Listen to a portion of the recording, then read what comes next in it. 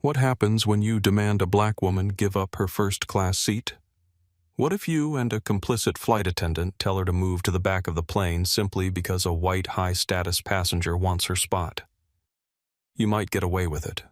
You might even feel powerful, unless that woman isn't just another passenger.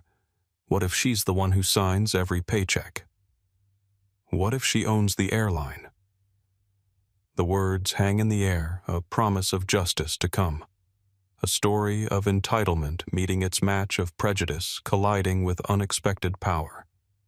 Stay tuned for an incredible story of shocking entitlement, breathtaking prejudice, and corporate karma so precise you won't believe it's real. This is what happens when the ultimate entitled passenger tries to bully the wrong woman, not knowing she just sealed her own fate and was talking to the CEO. Who among us hasn't witnessed or experienced someone being treated as less than because of how they look? Drop your city in the comments below. And if you believe in karma and justice, hit that subscribe button and give this video a like. Alexis Donovan was, by any metric, one of the most powerful women in the aviation industry. As the chief executive officer of Sky Global Airways, she controlled a fleet of over 800 aircraft, a workforce of 85,000, and a multi-billion-dollar budget. Her face had graced the covers of Forbes and Fortune. Her keynote speeches on logistics and market disruption were standing room only at industry conferences. But today, sitting in the public departure lounge of LAX Terminal 7, she was nobody. She wore no makeup. Her hair, usually in a sleek, commanding press, was pulled back into a simple, tight bun. She wore wire-rimmed glasses instead of her contacts, a pair of worn-in jeans, a simple gray turtleneck, and a pair of nondescript sneakers. The only item that hinted at her status was the simple, elegant watch on her wrist, a vintage Patek Philippe her father had left her, but it was discreet enough to be overlooked. She looked less like a CEO and more like a weary university professor grading papers during a layover. This was exactly the point. When Alexis was 7 years old, her father, James Donovan, had taken her to the observation deck at JFK International. They watched planes take off and land for hours, their massive bodies defying gravity with each ascent. Alexis. He'd said, his voice gentle but serious, one day all those planes might be yours. But remember something important. The person who matters most isn't the one sitting in first class. It's the last person to board who just wants to get home safely. Her father had built Sky Global from 3 leased regional jets into what was once a respected mid-tier carrier. "We fly people, not status points," he used to say. His airline had been known for fair pricing and treating everyone with dignity. Alexis had taken his small company and transformed it into a global giant after his passing. Revenue had tripled. The fleet had expanded across continents. Sky Global now served 173 destinations worldwide. But lately she feared she had lost its soul. As she sat watching the crowds move through the terminal, Alexis reflected on the sacrifices she'd made to reach this position. As a black woman in aviation, she'd faced twice the scrutiny, worked 3 times as hard.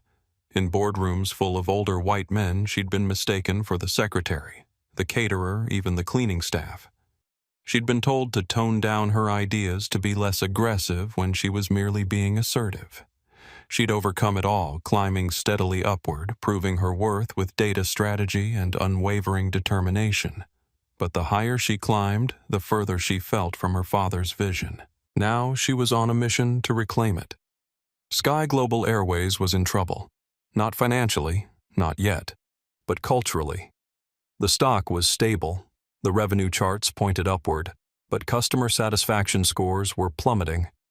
The reports landing on Alexis's desk told a story of 2 airlines, one the high-gloss luxury brand she marketed, and another a rotting infrastructure of employee cynicism, organized bias, and a dangerous obsession with status over safety and service. The complaints were ugly. Passengers of color reported being passed over for upgrades. Muslim passengers reported random security checks at the gate far too often to be random. Wheelchair users described being treated as burdens rather than valued customers.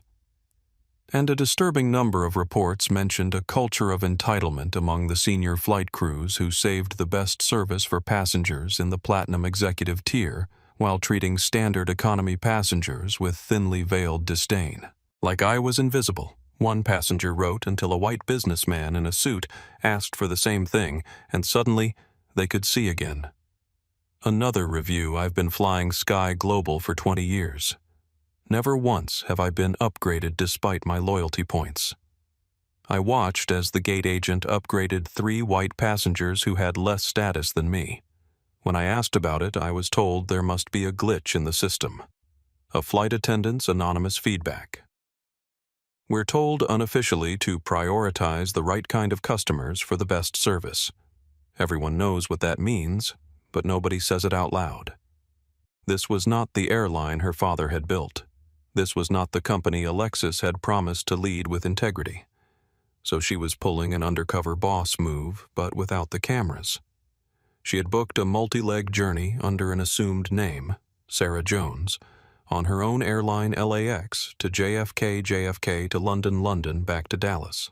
She was flying commercial, checking her own bags and watching. Her journey had already been illuminating. The check-in agent had been curt.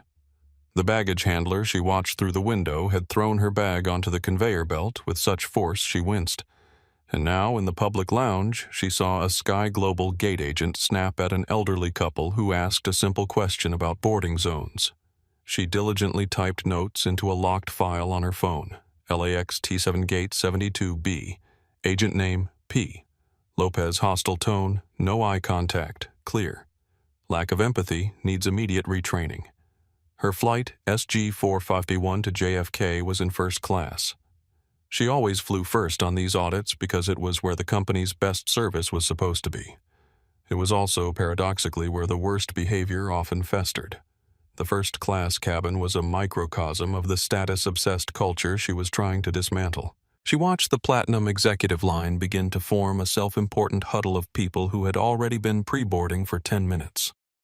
A woman at the front of the line, dripping in gold jewelry and wearing sunglasses indoors, was tapping her foot impatiently. Alexis sighed, her shoulders aching. She wasn't just tired from the observation. She was tired from the fight. The old guard on her board of directors, men who had been her father's colleagues, were fighting her modernization efforts. These New Age sensitivity trainings are a waste of money, Alexis, one of them, Philip Harrington, had boomed at the last meeting. You coddle the staff. You spoil the customers. You just need to run the planes on time. People are the business. Philip, she had, replied, her voice dangerously quiet. And our people are telling us we're failing. PR fluff, he'd scoffed, waving a dismissive hand.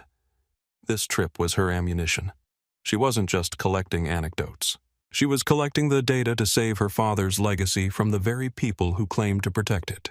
At the front of the platinum executive line stood Eleanor Bradford, 52, a woman whose identity was built entirely on her husband's wealth. Eleanor was not old money. She was current money, and she wielded it like a freshly sharpened weapon. Her husband, William Bradford, ran one of the most ruthless private equity firms in the country. Their wealth was vast, abrasive, and new. Eleanor's status as a platinum executive 7-star million-miler with Sky Global was in her mind a title of nobility. And I told him, she announced, her voice carrying across the hushed lounge. I said, Richard, if that imbecile at Vanguard Capital can't close the Singapore deal, you fire him. You fire his entire family. She laughed, a sharp barking sound. Eleanor and William were flying to New York. They were in seats 1B and 1C. She despised 1B. It was the aisle. She always had the window. Always. Why, she had complained to her travel agent, who had assured her it was all taken care of. A lounge attendant, a young woman named Miranda, approached with a nervous smile. Mrs. Bradford, another glass of champagne. Is it the real champagne or that dreadful Prosecco you tried to pass off on me last time? Eleanor sneered, not looking up from her phone. The Dom Perignon, ma'am, as requested. Fine. And tell the gate agent I want a pre-board. I don't like to mix with the rush. Of course, Mrs. Bradford. We'll call you personally." Miranda scurried away. She hated when Eleanor Bradford flew. The entire staff did. She was a known tyrant famous for writing scathing career-ending reviews if her water wasn't the precise brand of Norwegian spring water she demanded. At the gate, another drama was unfolding. Nathan Whitfield, a senior flight attendant, was checking his manifest. He was handsome in a sharp, angular way, and he wore his Sky Global uniform like a bespoke suit. Nathan was ambitious. He had been with Sky Global for 4 years and was consumed with bitterness. He'd been passed over for a purser position head cabin attendant 3 times. He blamed the company's diversity quotas and soft management. He believed the old way was the best way, cater to the whales, and the rest will follow. He saw Eleanor Bradford's name on the first-class manifest. 1B. He smiled. He knew her well.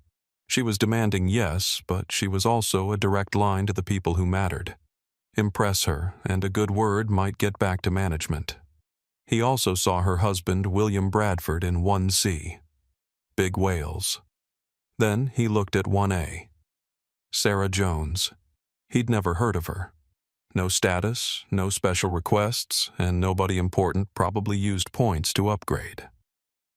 He saw the gate agent, Ryan Martinez, looking overwhelmed. Ryan was new, barely 23, and one of the good ones. He was patiently explaining to an anxious family that their seats were together just across the aisle. "Ryan." Nathan snapped, striding over.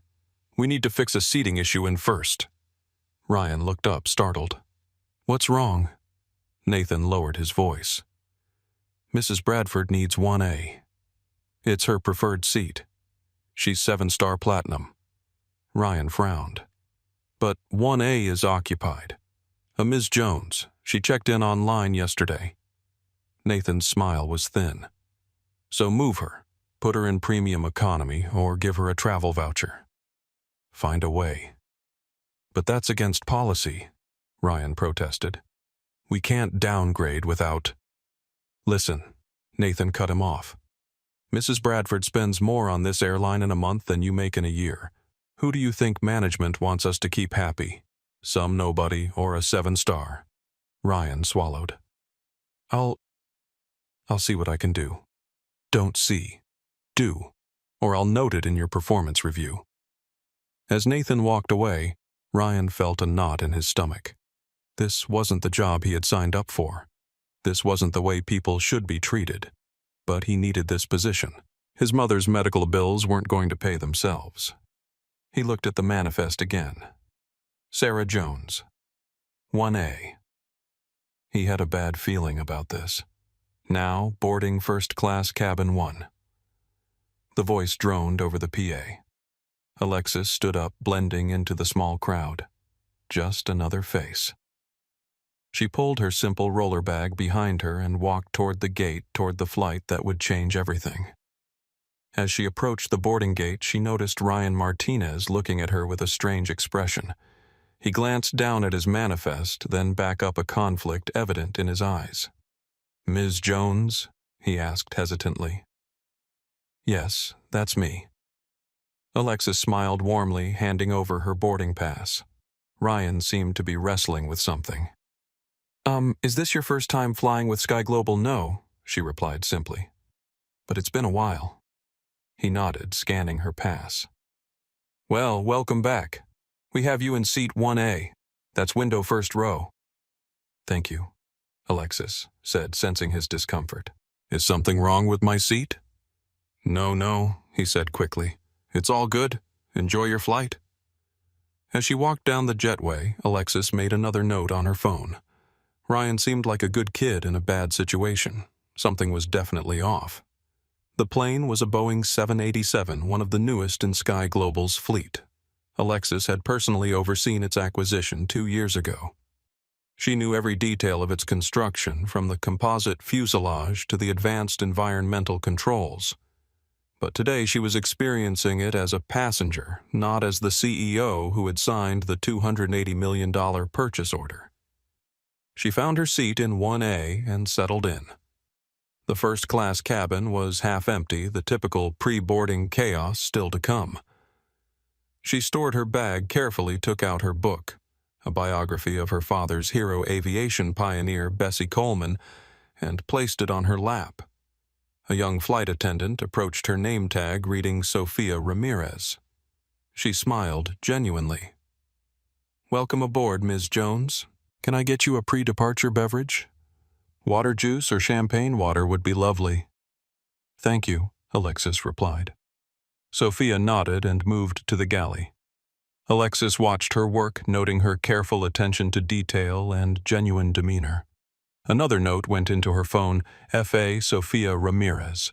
Excellent initial service, attentive, authentic smile, good eye contact. From the galley, Alexis overheard Nathan Whitfield speaking quietly but intensely to Sophia. "The Bradfords are boarding soon. Mrs. Bradford gets the Dom, not the Veuve. Mr. Bradford gets the Macallan 18 with 2 ice cubes, not 1, not 3. 2. And make sure their amenity kits have the La Mer creams, not the standard ones." "But we don't stock different," Sophia began. "I brought special ones, just for them. This is how we maintain relationships with important people. You want to move up? Learn this." Alexis frowned. Special treatment beyond standard first-class service wasn't just favoritism, it was against company policy. It created inconsistent experiences, and worse, established a hierarchy among passengers who were all paying the same fare. Sophia returned with Alexis's water served properly on a small tray with a linen napkin. "Here you are, Ms. Jones. We'll be departing in about 20 minutes. Can I get you anything else for now?" "This is perfect. Thank you," Alexis said, then added, "Have you been with Sky Global long?" 6 months, Sophia replied. "Still learning, but I love it. What made you want to be a flight attendant?" Sophia's eyes lit up. "My grandmother was one of the first Hispanic flight attendants for Pan Am back in the 1960s. She faced a lot of challenges. I wanted to follow in her footsteps, but in a better time." "Is it a better time?" Alexis asked gently. Something flickered across Sophia's face. Doubt, perhaps, or resignation. "It's different. Excuse me, I need to prepare for the other passengers." As Sophia walked away, Alexis made another note. F.A. Sophia Ramirez. Hesitation when asked about current work environment. Follow up. 10 minutes later, Ryan Martinez stepped onto the plane, clipboard in hand. He approached Nathan and whispered something. Nathan frowned deeply, then turned to look directly at Alexis. His expression shifted from confusion to determination. Ryan moved hesitantly toward Alexis's seat. "Excuse me, Ms. Jones, I'm Ryan from the gate." "Yes, I remember." Alexis smiled. "What can I do for you?" Ryan shifted uncomfortably. "There's a situation with your seat. We have a very important Platinum executive member who has specifically requested this seat. Would it be possible for you to move to another seat? We could offer you premium economy and a $300 travel voucher for the inconvenience." Alexis tilted her head slightly. "That sounds like a downgrade. I specifically selected and paid for this seat. I understand and I apologize. It's just that Mrs. Bradford always sits in 1A and there seems to have been a mistake in the system." "I see. So, even though I booked this seat properly and checked in on time, I'm being asked to move because someone else wants it." Ryan looked miserable. "I know it's not ideal." Nathan stepped in, his voice smooth, but with an edge. "What my colleague is trying to say is that we have a special situation with a very valued 7-star member. We deeply appreciate your flexibility, Ms. Jones. It would be a personal favor to the crew." Alexis looked between them. "I'm comfortable where I am, thank you. My boarding pass says 1A, and that's where I'll stay." Nathan's smile tightened. "I understand, but perhaps you don't realize the level of loyalty we're discussing. Mrs. Bradford flies with us weekly, and I've chosen to fly with you today," Alexis replied evenly. "I'd like to remain in my assigned seat." Ryan looked ready to sink into the floor. Nathan's expression hardened. "I'll see what I can do," he said, curtly, turning on his heel. Ryan lingered a moment. "I'm sorry about this," he whispered. "This isn't right." "Then why are you doing it?" Alexis asked quietly. Ryan's voice faltered. "I've been warned about my performance reviews. I need this job. My mom's medical bills. I can't risk it. I understand difficult positions, Ryan, but remember how we act under pressure reveals our true character." He nodded, ashamed, and followed Nathan back to the galley. Alexis made a detailed note about the interaction, including Ryan's evident discomfort and Nathan's inappropriate pressure. This was worse than she had expected, not just passive bias, but active coercion within the ranks. Meanwhile, in the Zenith Lounge reserved for Sky Global's most elite flyers, Eleanor Bradford was holding court. She sat in a private alcove, her Louis Vuitton luggage arranged precisely around her like courtiers. "And I told the hotel manager she was saying to another lounge guest," I said, "if your idea of a suite is a room with a glorified closet, perhaps you should stay in it yourself. They upgraded me to the presidential suite within minutes." Her husband William barely looked up from his tablet. At 55, he had mastered the art of appearing to listen while completely tuning out his wife of 20 years. His focus was on a spreadsheet labeled Sky Global Acquisition Analysis, Phase 2. "Eleanor," he murmured, "we need to board soon." "They'll wait," she replied dismissively. "They always do." A lounge attendant approached. "Mrs. Bradford, your flight is ready for boarding. The crew has been notified of your arrival." Eleanor stood adjusting her designer blazer. "Finally. William, bring my carry-on." "I have a conference call in 5 minutes," he replied. "Then take it from the plane. I'm not touching that bag." William sighed and picked up both his briefcase and her carry-on. As they walked through the lounge, other travelers moved aside, some recognizing William from financial news programs, others simply responding to the aura of entitlement that surrounded the couple. Unknown to Eleanor Williams' company, Bradford Capital had been quietly acquiring shares of Sky Global for months. Their plan was to reach a controlling interest, install their own board members, then break up the airline's assets for massive profit. Today's flight was more than a trip to New York. It was reconnaissance. William wanted to assess the airline's premium service firsthand before making his final decision. But he needed to be careful. If Alexis Donovan caught wind of their plans before they secured enough shares, she could implement anti-takeover measures. So far, they'd managed to keep their stock purchases below the threshold that would trigger regulatory disclosure. As they approached the gate, William received a text from his lead analyst, Donovan, scheduled for Dallas all week, according to assistant. Coast clear. William smiled. Perfect. The CEO was safely out of the way. At the gate, Nathan was waiting personally. "Mr. and Mrs. Bradford, welcome. We're delighted to have you with us today." Eleanor barely acknowledged him. 1A had better be ready this time. Last flight, the pillow wasn't properly fluffed. About that, Nathan began carefully. "There seems to be a minor seating issue, but I'm addressing it immediately.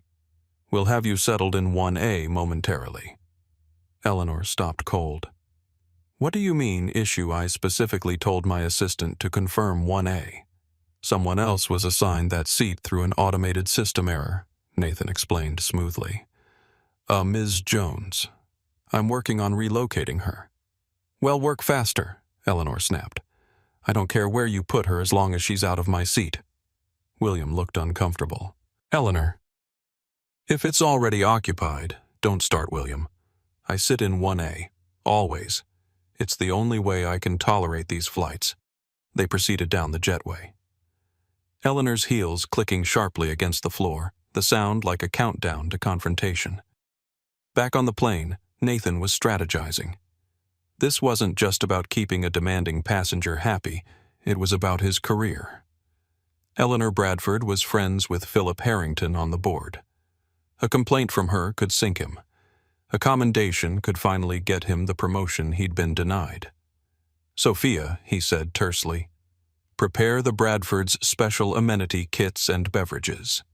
And find something for 1B, that's where Mrs. Bradford will sit temporarily until we sort this out. But what about Ms. Jones?" Sophia asked. "She doesn't seem like she wants to move. Leave that to me. When the Bradfords arrive, make a fuss. Create a distraction so I can speak to Ms. Jones privately." Sophia nodded reluctantly. Nathan had authority over her schedule, her routes, her evaluations. Crossing him wasn't an option if she wanted to keep this job. Nathan checked his watch. The Bradfords would board any minute. He needed this situation resolved before the other first-class passengers arrived. He approached Alexis again, this time with a different tactic. "Ms. Jones, I apologize for the confusion earlier.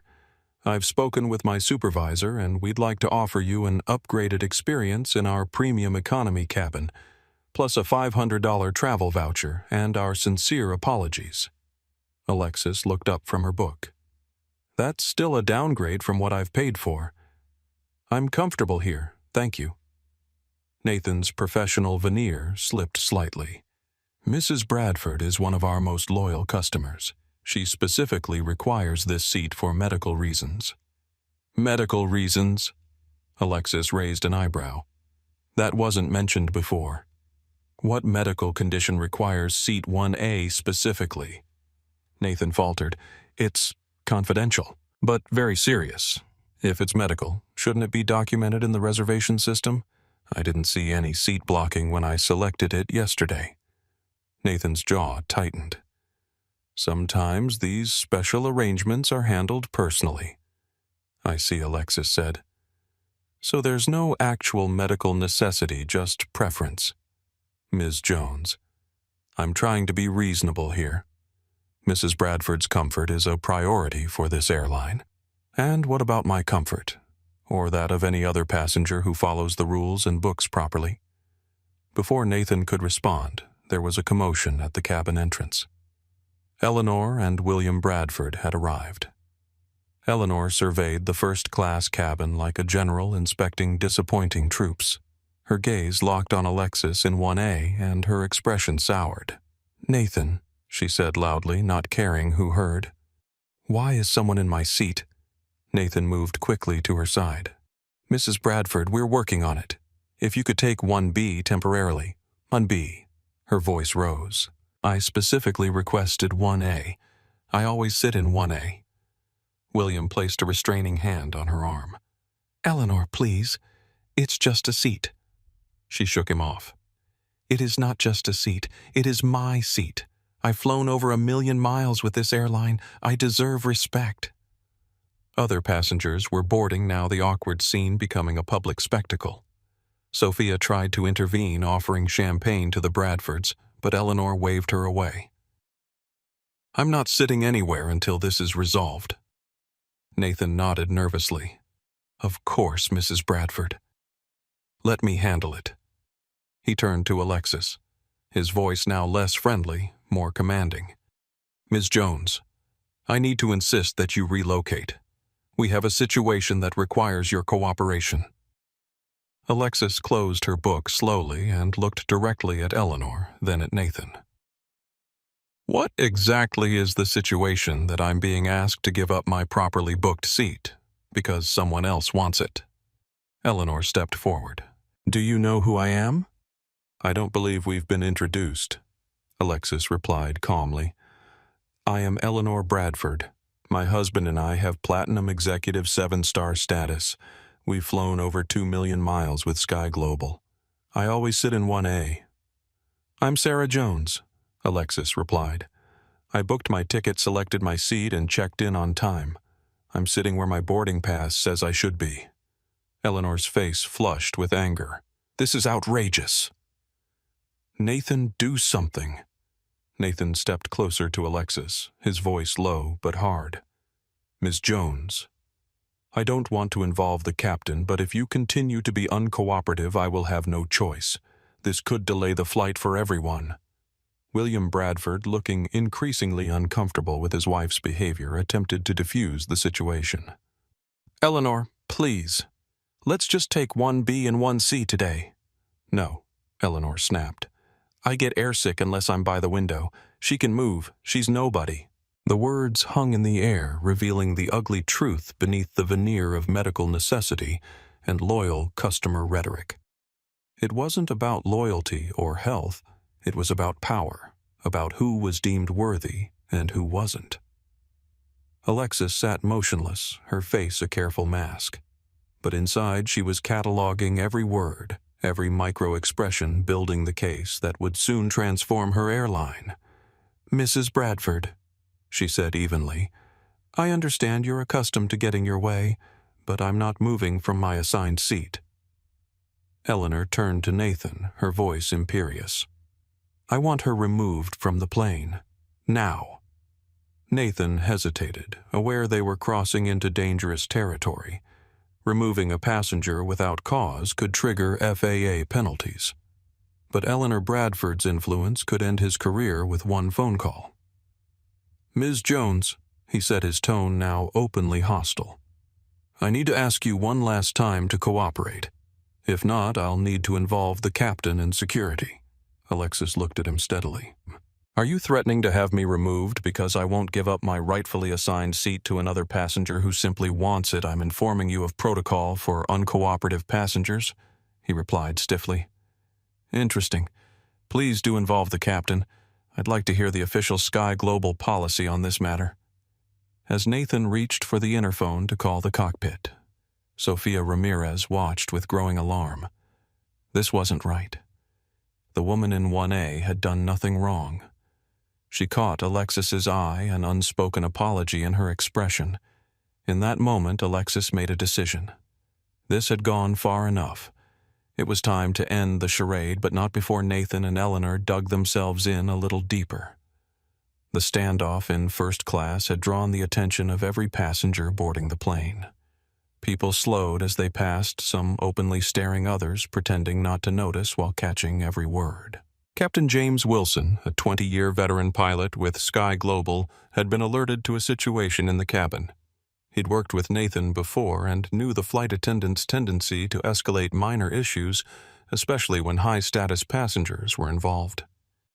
Nathan, he said over the interphone, what's the problem?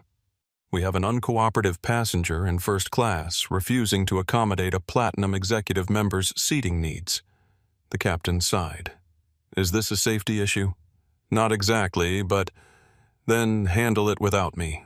We're on schedule for an on-time departure. Keep it that way. Nathan's face tightened at this lack of support. He turned back to the standoff in the cabin. Eleanor Bradford had settled temporarily into 1B, but she wasn't letting the matter drop. This is ridiculous, she muttered loudly. I pay tens of thousands a year to this airline. I deserve better treatment.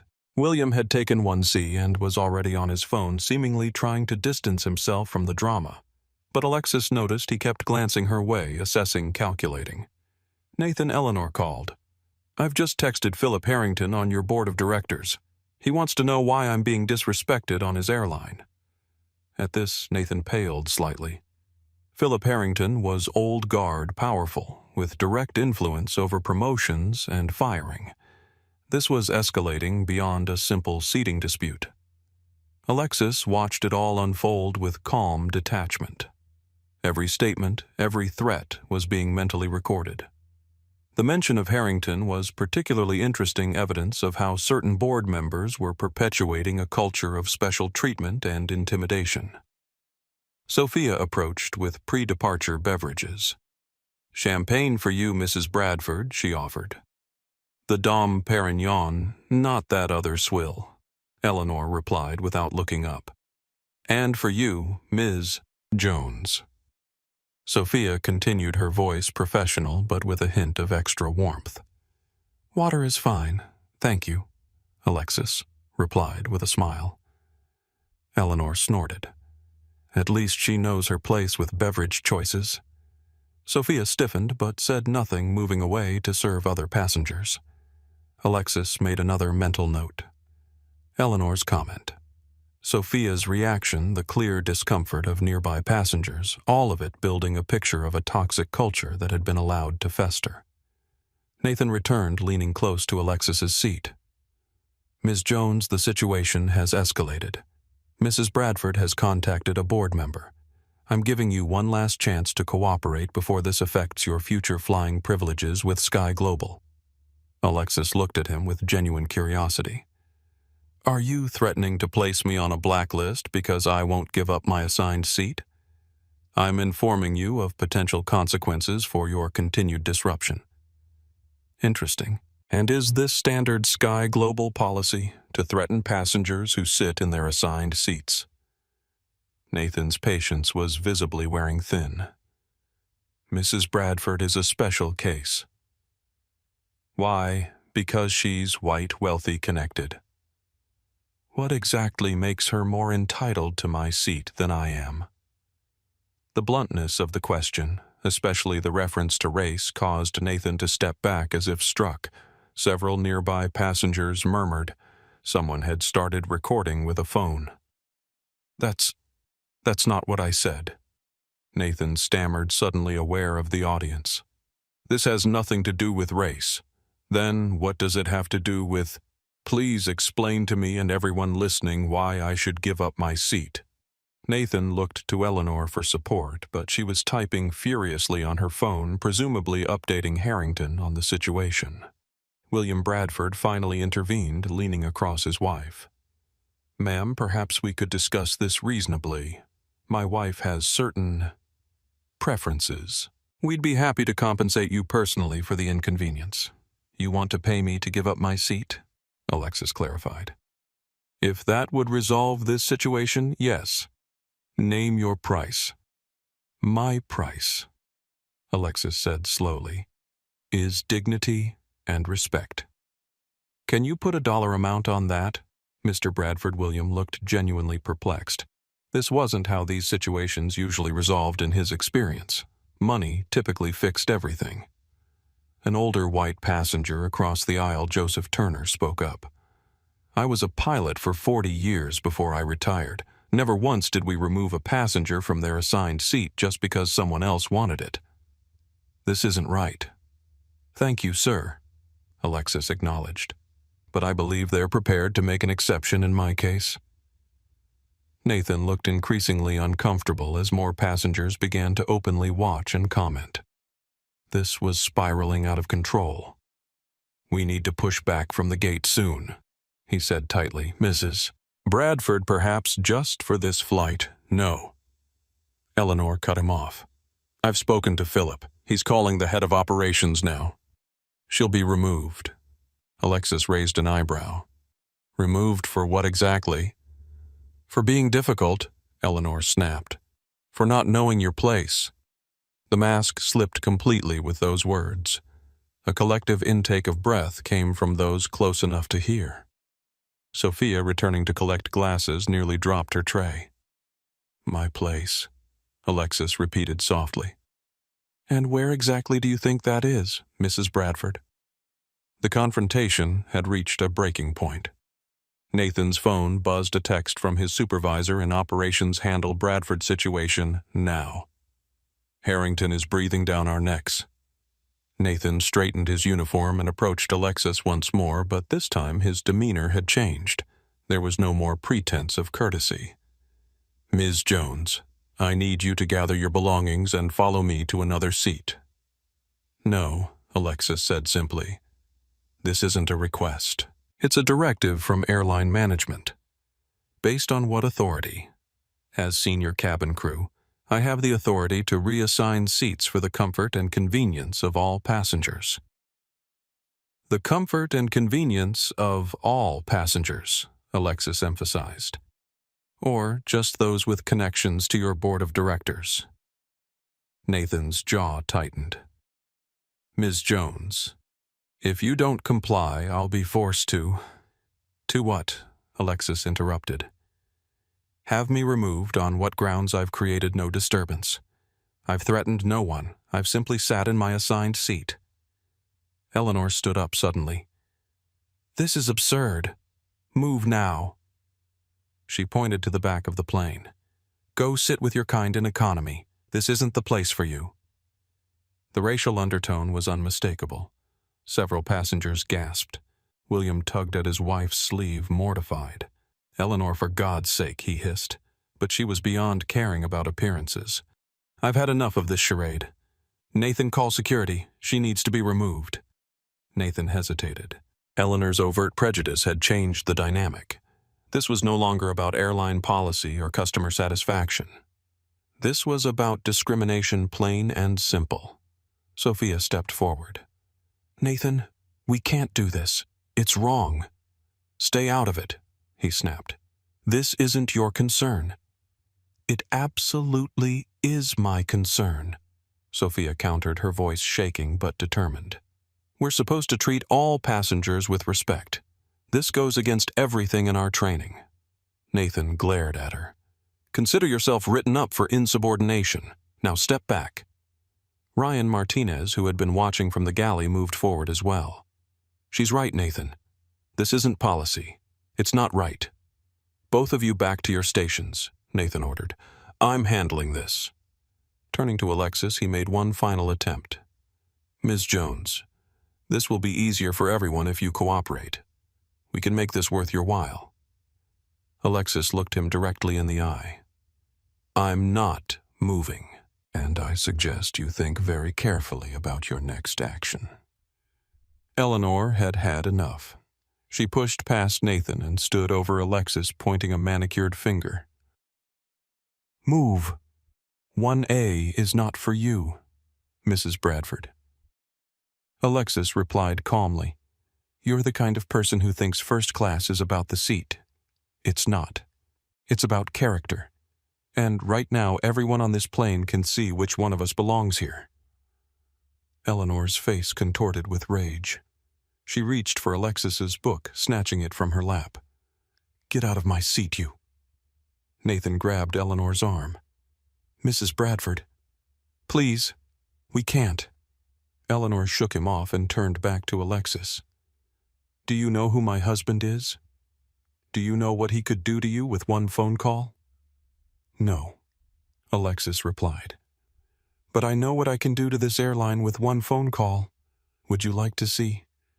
The tension in the cabin was palpable. Other passengers had stopped pretending not to watch. Several had phones out recording. Joseph Turner, the retired pilot, had stood up clearly, preparing to intervene if things escalated further. Nathan was caught in an impossible position.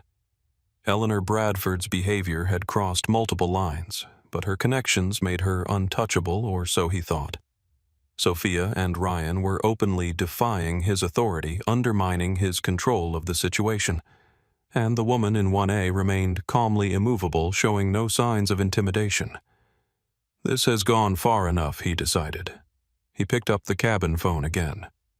"Captain, we have a situation requiring removal of a passenger." The captain's voice came through audible to those nearby. "On what grounds Nathan disruptive behavior and refusal to comply with crew instructions? Is there a safety concern?" Nathan hesitated. "Not exactly, but then there are no grounds for removal. FAA regulations are clear. Sir Mrs. Bradford has contacted board member Harrington directly. He's requesting intervention." There was a pause. "The board has no operational authority over this aircraft. I'm the captain. My decision is final."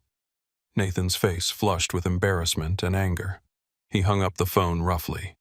Eleanor, who had overheard the exchange, was furious. "This is outrageous. I'm calling Philip back right now." She pulled out her phone and dialed, putting it on speaker deliberately so everyone could hear her influence in action. "Philip, it's Eleanor. They're refusing to move her. This is unacceptable." Philip Harrington's voice came through clearly. "Don't worry, Eleanor. I've spoken with George Sullivan at operations. He's contacting the gate agent to have her removed before pushback. Just sit tight." "Thank you, Philip. I knew I could count on you." She ended the call with a triumphant look at Alexis. "You heard that. It's over. Security will be here any minute to escort you off." Alexis didn't respond immediately.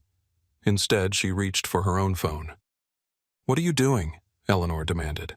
"Making my own call." Alexis replied, dialing.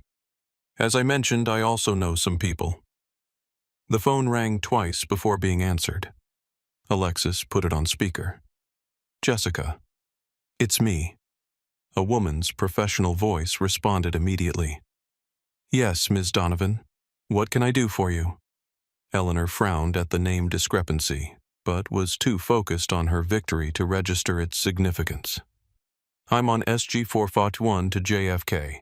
There's a situation developing. Please activate Protocol Skyfall immediately. Understood. Systems ready. Anything else? Yes. Please inform George Sullivan that he should expect to clear his desk within the hour. And contact legal, we'll need them standing by. Already done. The team is assembled and waiting. Thank you, Jessica. Alexis ended the call and turned to face Eleanor and Nathan, whose expressions had shifted from triumph to confusion. Who exactly did you just call?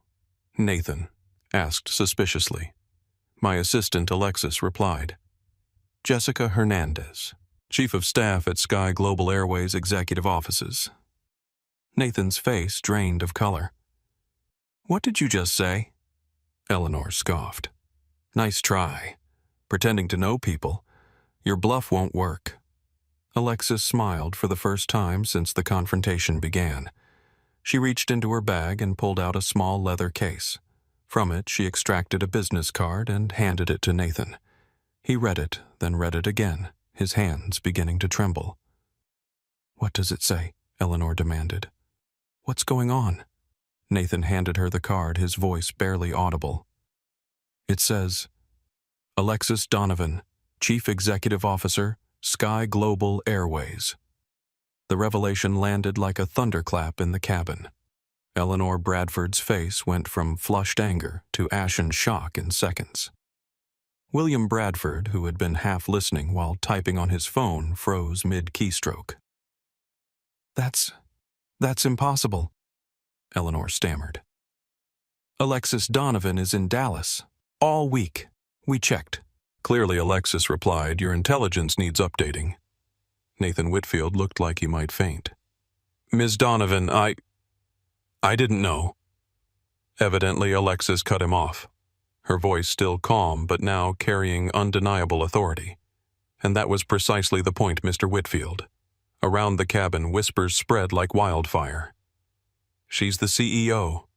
That's the CEO. She owns the airline. Sofia Ramirez's eyes were wide with realization. Ryan Martinez had appeared at the cabin entrance, his expression a mixture of shock and vindication. Joseph Turner, the retired pilot, broke into spontaneous applause. Now, that's what I call undercover boss. Alexis stood, and the entire cabin seemed to hold its breath. Mr. Whitfield, is there a problem with my seating arrangement? Nathan swallowed hard. No, Miss Donovan, no problem at all. I thought not. She turned to Eleanor Bradford, who remained frozen in disbelief. Mrs. Bradford. I believe you were about to call me something before you were interrupted. Please continue. I'm curious to hear what term you were going to use. Eleanor's mouth opened and closed, but no words came out. William Bradford finally snapped to attention, his crisis management instincts kicking in. Ms. Donovan, there's clearly been a misunderstanding. No misunderstanding, Mr. Bradford. Everything has been perfectly clear. Crystal clear, in fact, including your company's quiet acquisition of Sky Global shares over the past 3 months. William blanched. Their takeover plan was supposed to be completely confidential. Yes, we've been aware of Bradford Capital's moves since the beginning. Alexis continued. Your Operation Takeover isn't as discreet as you thought. But we can discuss that later. Right now, we have more immediate concerns. She addressed the cabin at large, her voice carrying to every corner without raising it. Ladies and gentlemen, I apologize for this disruption to your journey. What you've witnessed here is exactly why I was on this flight today. For too long, a culture of bias, entitlement, and discrimination has infected parts of our airline contrary to everything Sky Global was founded to represent. She looked directly at Nathan. Mr. Whitfield, you are relieved of duty effective immediately.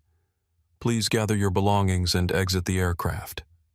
You can't, he began. I can, and I have. Your conduct today violated federal aviation regulations, Sky Global's code of conduct, and basic human decency. Security will escort you off the plane." As if on cue, 2 airline security officers appeared at the cabin door. Jessica Hernandez had indeed activated Protocol Skyfall, the company's emergency response system designed for just such situations.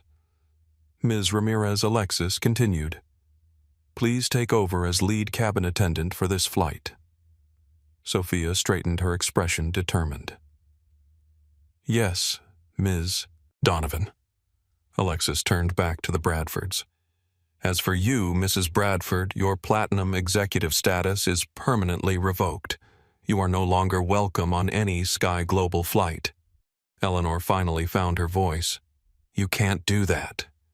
Do you know how much money we spend with this airline? Not enough to buy the right to discriminate against other passengers," Alexis replied. "Mr. Bradford, you might want to reconsider your acquisition strategy. By the time this flight lands, your trading activities regarding Sky Global shares will be under review by the SEC." William stood abruptly. "You're making a very serious accusation." "No, Mr. Bradford. I'm making a very serious statement of fact. Now, you have 2 choices. You can both leave this flight quietly, or you can stay with Mrs. Bradford in 1B, where her boarding pass assigns her, and we can continue this conversation with federal authorities upon landing." Eleanor looked to her husband, expecting him to fight back to use his influence. Instead, William was already gathering his things. "Eleanor, we're leaving," he said tersely. "William, you can't be serious. She can't. She can. She just did. And if we don't leave now, we'll be having our next conversation with federal agents." He turned to Alexis. "Ms. Donovan will disembark voluntarily." Eleanor stood shaking with rage, but finally recognizing the complete reversal of power. As they moved toward the exit, William paused. "This isn't over," he said quietly. "Oh, I think it is," Alexis replied. "But you're welcome to try your luck with our legal team. They've been expecting your call." The security officers escorted Nathan, Eleanor, and William off the aircraft. As they disappeared down the jetway, a strange silence fell over the cabin, followed by another round of spontaneous applause. Alexis remained standing, her calm demeanor unchanged by the confrontation's resolution. She addressed the remaining passengers once more. "Again, I apologize for the disruption. Sophia will ensure you all receive premium service for the remainder of your journey. And I assure you the Sky Global you experience from this day forward will be very different from the one you boarded today." In the terminal, events were unfolding rapidly. Eleanor Bradford was creating a scene at the customer service desk, demanding to speak with someone who actually matters.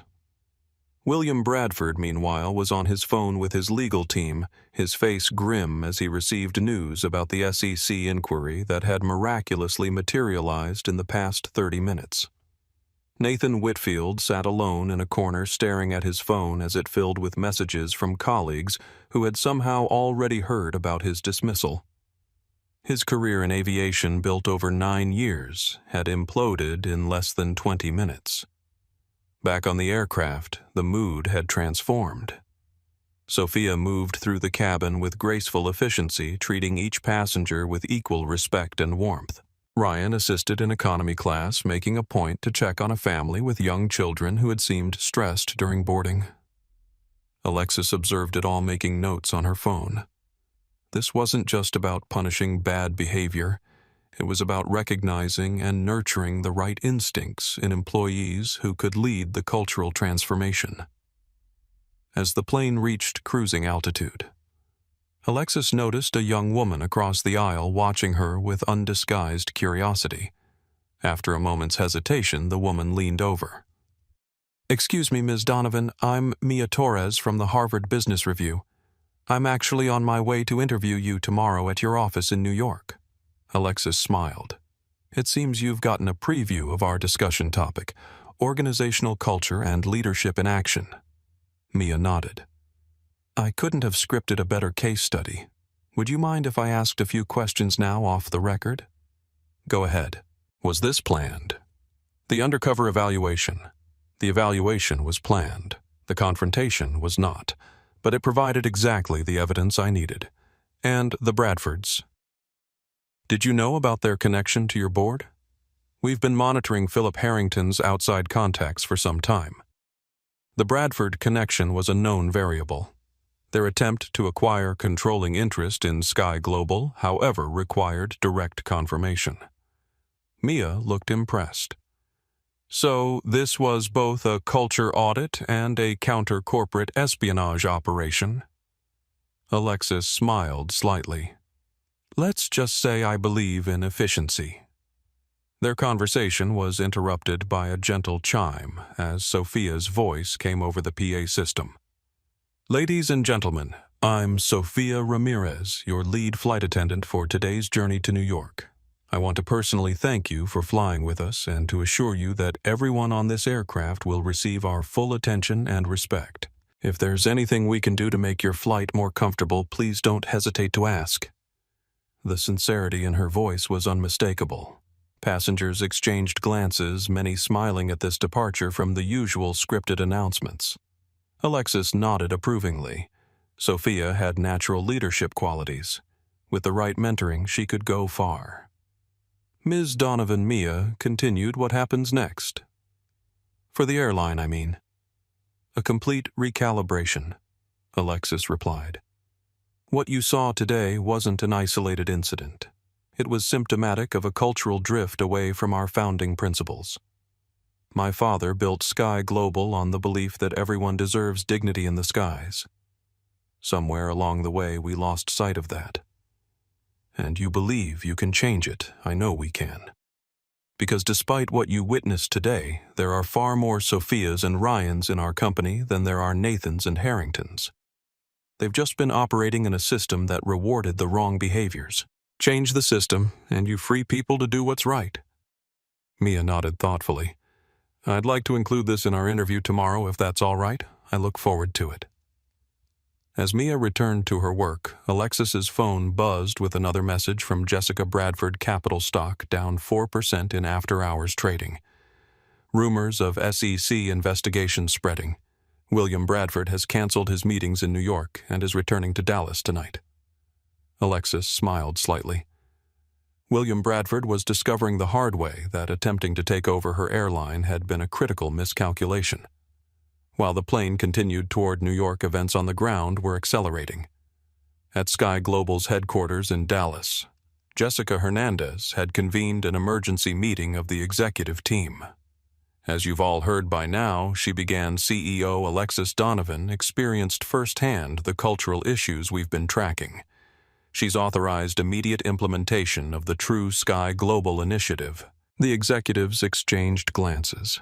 The initiative had been developed in secret over the past 6 months, a comprehensive overhaul of company policies, training, and incentive structures designed to eliminate bias and restore the customer-first philosophy that James Donovan had established. This isn't a drill or a PR exercise, Jessica continued. As of this moment, all Platinum Executive Special Privileges beyond standard first-class service are suspended.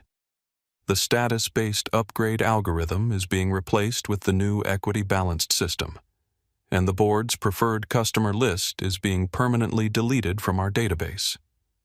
One executive raised a hand. Philip Harrington won't take this lying down. Ms. Donovan is prepared for that, Jessica replied coolly. An emergency board meeting has been called for tomorrow morning. I suggest you all prepare your departments for significant changes. Meanwhile, at JFK Airport, ground staff were scrambling to prepare for Alexis Donovan's arrival. The story had spread through the company's internal channels, growing with each retelling.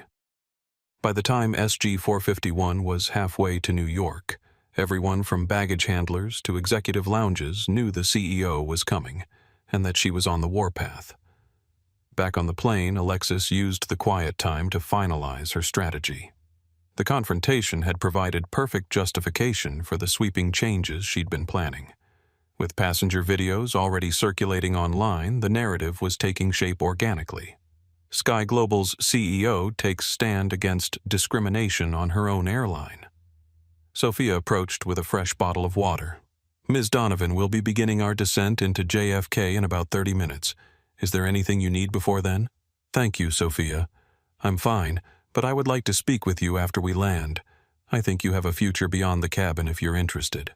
Sophia's eyes widened. Yes, I'd be very interested. Good. Tell Ryan I'd like to speak with him as well.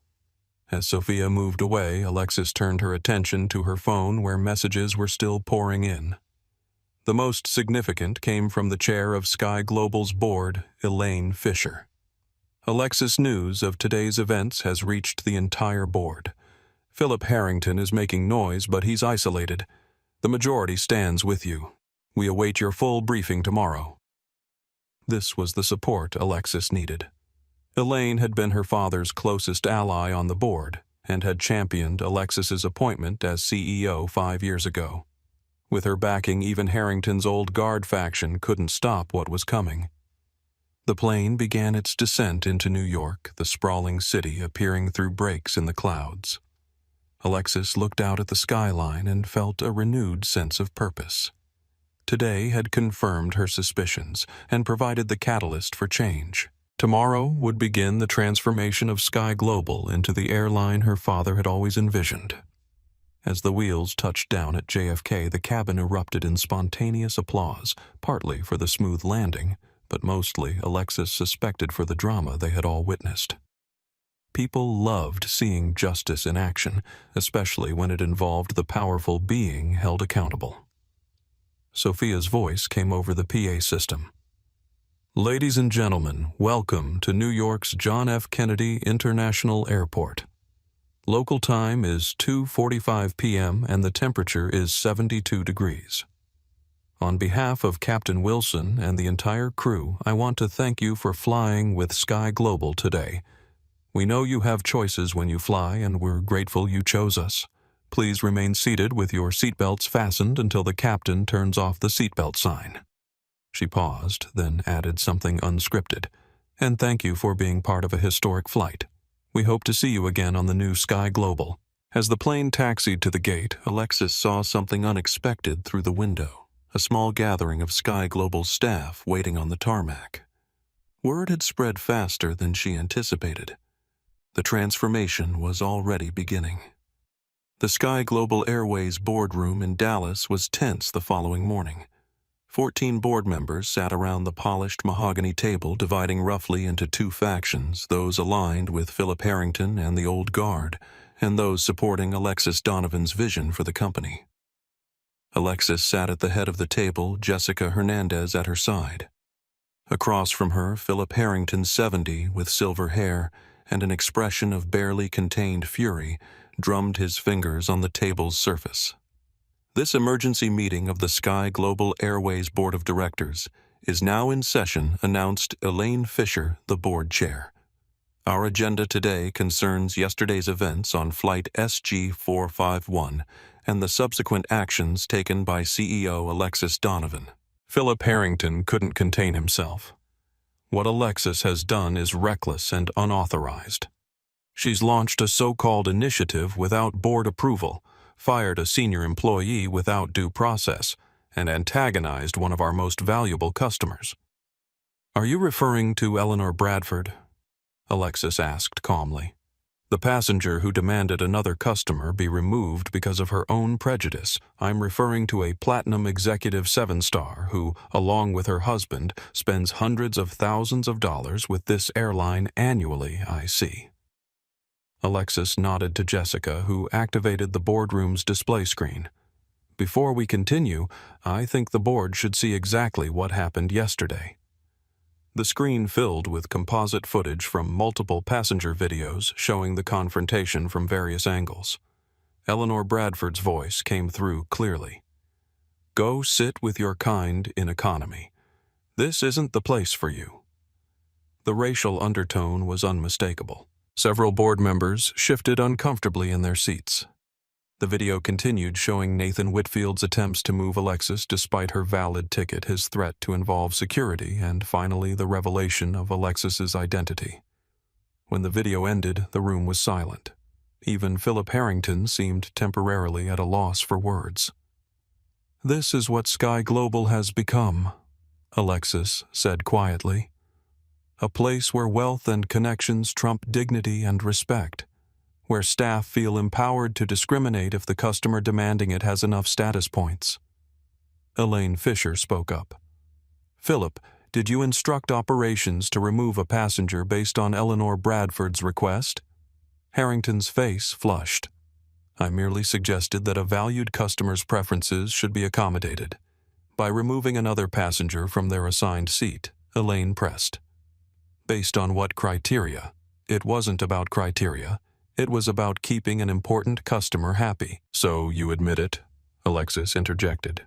"You were willing to violate Federal Aviation Regulations company policy and basic human decency to please someone with status. That's how business works." Harrington slammed his hand on the table. "We cater to those who matter." The room fell silent again, but this time the silence had a different quality. Harrington had just vocalized the toxic philosophy that had infected Sky Global, the very mindset Alexis was determined to eliminate. That, Alexis said firmly, is precisely the problem.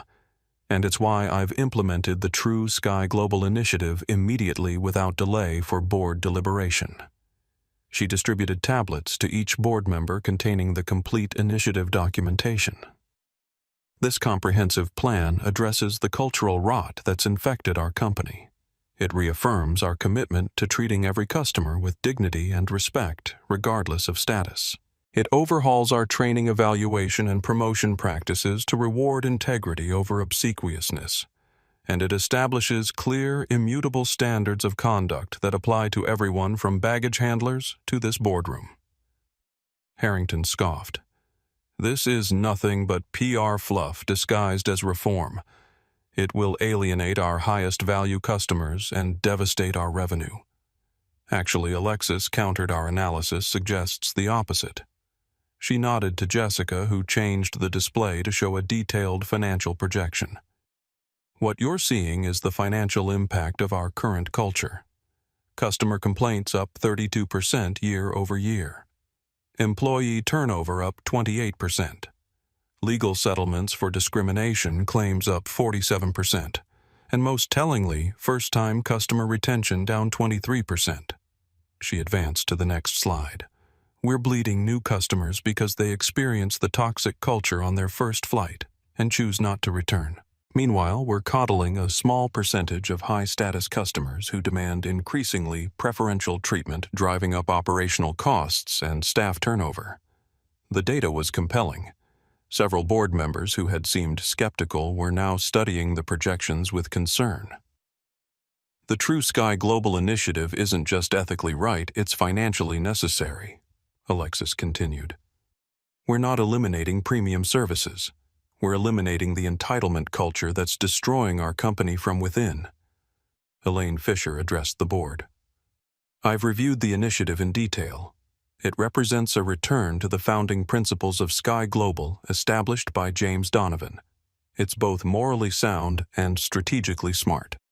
Philip Harrington wasn't giving up. "This is a direct repudiation of the strategies that built this airline into what it is today, and I won't stand for it." "Then don't," Alexis replied simply. "That's why I've called for a vote of no confidence in Philip Harrington and his immediate removal from the board of directors." Harrington's face went from red to purple. "You can't do that." Board Bylaws Section 7, Paragraph 3. Alexis recited from memory. "Any board member who directs company employees to violate federal regulations may be subject to immediate removal by majority vote. You instructed George Sullivan to remove a passenger without cause in direct violation of FAA regulations. That alone is grounds for removal." She paused, then added, "But there's more. Your repeated communications with the Bradfords regarding Sky Global's internal operations while they were actively attempting to acquire controlling interest in our company constitutes a breach of fiduciary duty. Harrington went pale. That's an outrageous accusation. Jessica changed the display again, showing records of phone calls, text messages, and emails between Harrington and the Bradfords spanning the past 6 months. How did you get these? Harrington demanded. Our cybersecurity team has been monitoring unusual board member communications since we detected the first signs of Bradford Capital's acquisition attempt, Alexis explained. Your communications with them triggered multiple red flags. Harrington looked around the table seeking allies, but found few willing to meet his gaze. The evidence was damning. I call for an immediate vote, Elaine Fisher announced. All those in favor of removing Philip Harrington from the board of directors, raise your hand. One by one, hands went up. Even some of Harrington's traditional allies recognized the indefensible nature of his actions. The final count, 11-3. The vote passes, Elaine declared. Philip Security will escort you from the building. Thank you for your years of service. Harrington stood shaking with rage. This isn't over, Alexis. You've made powerful enemies today. No, Philip, she replied calmly. I've exposed enemies who were already there hiding behind handshakes and status points. There's a difference. As security led him from the room, Alexis addressed the remaining board members. Now we move forward. The true Sky Global initiative begins today. Those who support it will help shape the future of this airline. Those who resist it should consider their positions carefully. She stood. This meeting is adjourned. We have an airline to transform. In the days that followed, Sky Global Airways underwent the most significant transformation in its history. George Sullivan, the operations director who had collaborated with Harrington, was terminated for cause.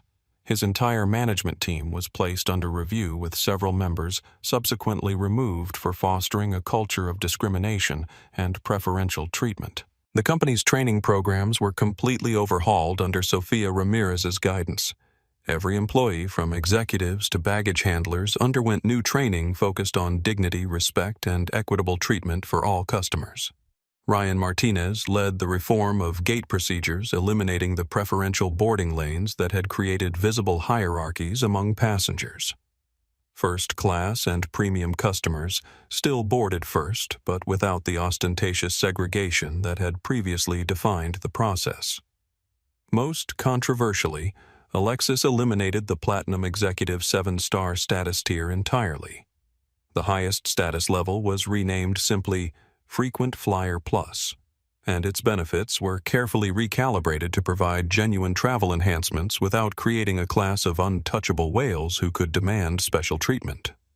The changes weren't implemented without resistance. Several high-status customers canceled their accounts in protest. A few longtime employees resigned rather than adapt to the new culture. Industry analysts questioned whether Sky Global was committing financial suicide by alienating its highest-spending customers. But something unexpected happened alongside the criticism, a wave of public support. The videos of Alexis standing up to discrimination on her own airline had gone viral, generating millions of views and thousands of supportive comments. New customers began choosing Sky Global specifically because of its public stance on dignity and respect. 3 weeks after the incident, Alexis sat in her office reviewing the latest data with Jessica. Bookings are up 12% overall, Jessica reported.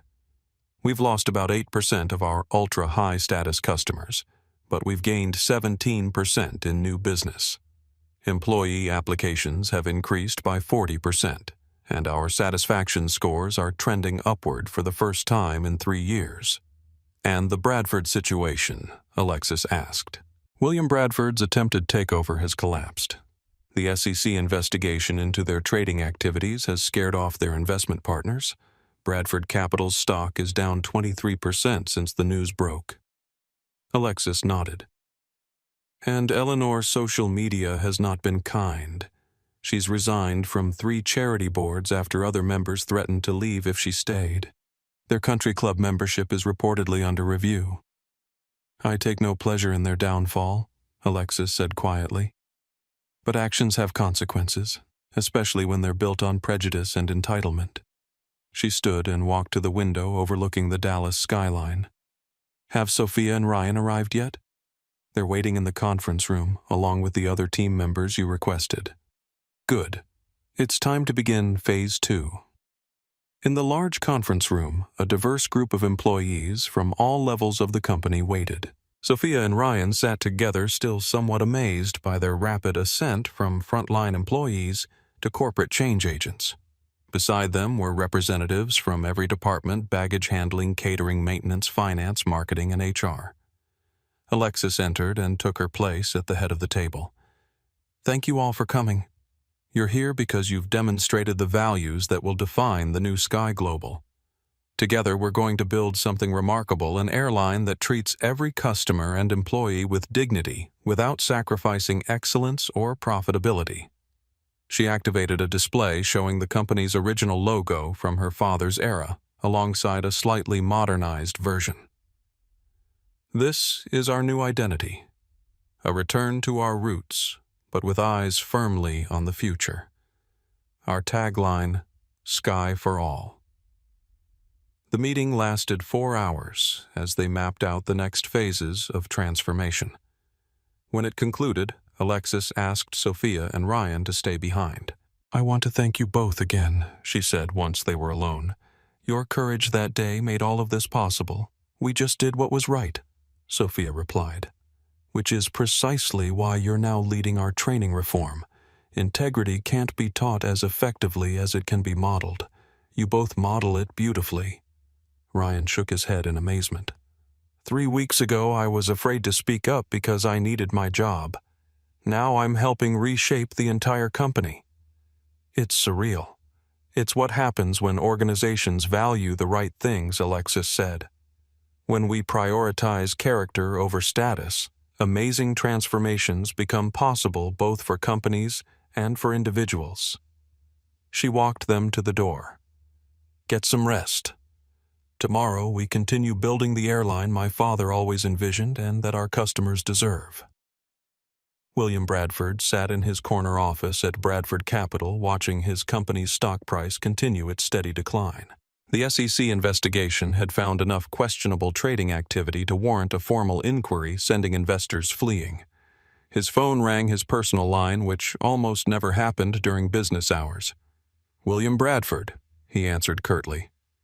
Mr. Bradford, this is Jeremy Stevens from Goldman Sachs. I'm afraid I need to inform you that in light of recent events, we've decided to withdraw from our proposed partnership on the Williams infrastructure project. William closed his eyes. The Williams project was supposed to be Bradford Capital's salvation, a $1.2 billion development that would have generated enough revenue to offset their recent losses. Jeremy, be reasonable. The SEC inquiry is a formality. They won't find anything substantive. Nevertheless, our risk assessment committee has made its decision. I'm sorry, William. Perhaps we can revisit the partnership once these issues are resolved. The call ended, leaving William staring at the skyline through his floor-to-ceiling windows. This was the third major partner to pull out in the past week.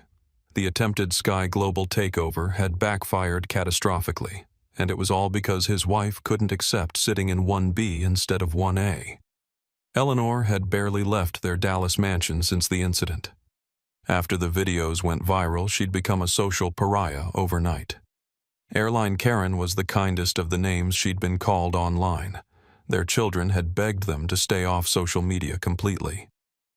The intercom on his desk buzzed.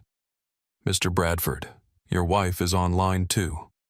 He sighed deeply. Put her through. William Eleanor's voice was tight with restrained emotion. The Bristols have uninvited us from their gala, the gala we've attended for 15 years. Eleanor, I'm dealing with actual business crises right now. This is serious. Everyone is treating us like we have the plague, all because that woman trapped me into saying things that were taken out of context. William's patience finally snapped. Nothing was taken out of context, Eleanor. You behaved abhorrently, and now we're all paying the price. The company is in crisis. Our reputation is in tatters, and all because you couldn't sit in 1B for one flight. The line went silent for a moment. So you're blaming me, after all I've done for your career, for your social standing, my social standing. The Bristol Gala isn't going to save Bradford Capital from bankruptcy if this continues. We're losing millions by the day. Well, what are you going to do about it? She demanded. William looked at the folder on his desk. Inside was a letter his lawyer had drafted earlier that day, a formal apology to Alexis Donovan and Sky Global Airways, along with a request to meet and discuss a potential resolution. It was humiliating, but it might be the only way to stop the bleeding. I'm going to try to fix it, he said finally. But it won't be quick and it won't be painless. After ending the call, he opened the folder and signed the letter. His assistant would deliver it to Sky Global's headquarters within the hour. Whether Alexis Donovan would even read it remained to be seen. 1 year after the incident that transformed Sky Global Airways. Alexis Donovan sat in seat 1A on a flight from LAX to JFK. She still made these undercover journeys regularly, though less frequently now that the company culture had shifted so dramatically. She was dressed casually again, jeans, a simple blouse, her father's watch. No makeup, hair, pulled back glasses instead of contacts. Just another passenger. A young flight attendant approached. "Ms. Jones, welcome aboard. Can I get you a pre-departure beverage, champagne water or orange juice?" "Champagne would be lovely." "Thank you," she said, glancing at his name tag. "Thank you, David." "Of course," he said with a warm, professional smile. He then turned to the man in 1B who was in a wrinkled t-shirt. "Sir, welcome aboard. Can I get you a pre-departure beverage, champagne water or orange juice?" Alexis watched the exchange carefully. The same smile, the same tone, the same level of respect. Perfect. David returned with her champagne. "Please, let me know if there's anything I can do for you, Ms. Jones. My job is to ensure your safety and comfort." "Thank you, David. I will." As he moved on to other passengers, Alexis made a note on her tablet. F.A. David Thompson. Excellent service. Consistent treatment of all passengers. Genuine warmth. She glanced around the first-class cabin. The passengers represented a diverse cross-section of humanity, different races, ages, styles of dress. Some wore business attire, others casual clothes. All were treated with the same respect by the crew. This was the airline her father had envisioned. This was Sky Global as it should be. Her tablet chimed with a message from Jessica, annual numbers just finalized. Passenger satisfaction up 42%. Employee retention improved 38%. Revenue increased 23% despite loss of some high-status customers. The board sends congratulations. Alexis smiled. The transformation hadn't been easy. There had been difficult conversations, hard decisions, and occasional setbacks. Philip Harrington had indeed tried to retaliate, attempting to organize a shareholder revolt that ultimately failed when the financial results proved Alexis right. William Bradford had eventually secured a meeting with her, arriving humbled and apologetic. They had reached an accord that allowed Bradford Capital to recover somewhat, though it never regained its former prominence. Eleanor Bradford had never apologized, but Alexis hadn't expected her to. Sophia Ramirez now served as Sky Global's Vice President of Customer Experience, the youngest person ever to hold the position. Ryan Martinez led a department focused on equitable service standards. Both had flourished when given the opportunity to align their work with their values. As for Nathan Whitfield, he had found work with a budget airline after months of unemployment. The incident had followed him, making it difficult to secure a position commensurate with his experience. Alexis took no pleasure in his struggles, but actions had consequences, a lesson she hoped he had finally learned. David returned with a warm hand towel. "We'll be taking off shortly, Ms. Jones. Is there anything else you need before departure?" "No, thank you, David. Everything is perfect." And it was. Not because the seat was comfortable or the champagne was premium, but because dignity and respect had become Sky Global's true first-class offering, available to everyone regardless of status or appearance. As the plane accelerated down the runway and lifted into the sky, Alexis raised her glass in a silent toast. "To you, Dad," she whispered. "We're flying people again, not status points." She turned to the window, took a sip, and smiled as her plane began its powerful, clean ascent into the sky. And that is how a single flight and one woman's refusal to be bullied changed an entire airline. Alexis Donovan didn't just fire a prejudiced employee, she tore down the entire rotten structure that protected him and his allies. Eleanor Bradford didn't just lose her seat preference, she learned that no amount of money or status makes you better than the person sitting next to you. This story is a powerful reminder that you never know who you're talking to, and that true integrity isn't about the perks you have, but about how you treat the people who seem to have none. If you've ever been dismissed, disrespected, or discriminated against because of how you look, let this story be your inspiration. True power lies not in status or wealth, but in dignity and character. Share this video if it resonated with you. Hit that like button if you believe in karma, and subscribe for more stories of justice and transformation. Remember, you never know when the person being mistreated might just be signing the paychecks tomorrow.